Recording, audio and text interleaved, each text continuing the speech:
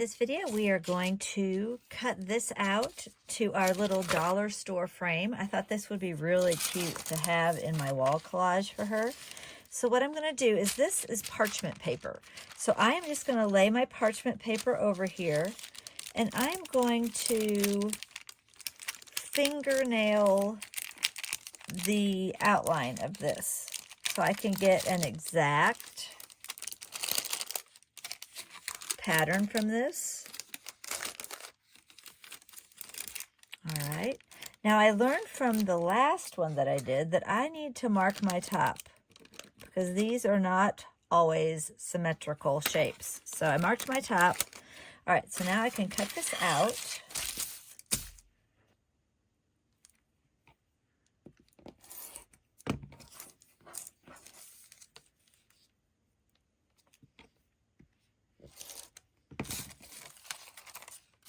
Now I can position this, making sure that my top notch is where I want it to be.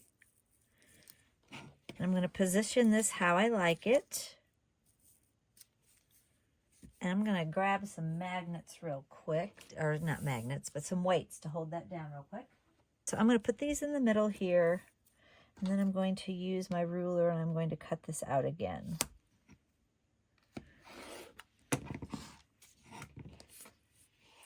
Martelli makes a rotating rotary cutter board, which I have, and I really wish that I had put this on that because that would have been really nice to cut around. So maybe I'll show that in the next video. It's really a great a great tool. Okay, now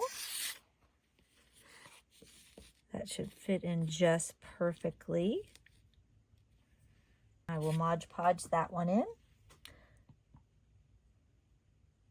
I can hang this up. My daughter's coming home to visit me from Nashville. This is a picture in Chattanooga that she and her husband went on their first anniversary. So I'm trying to get their room to look homey.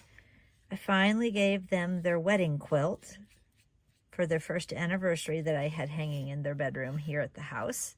So now I'm trying to replace that before they get here. So I'll show you what I'll make sure I post that when I get it done. Now I am ready to plop this down in.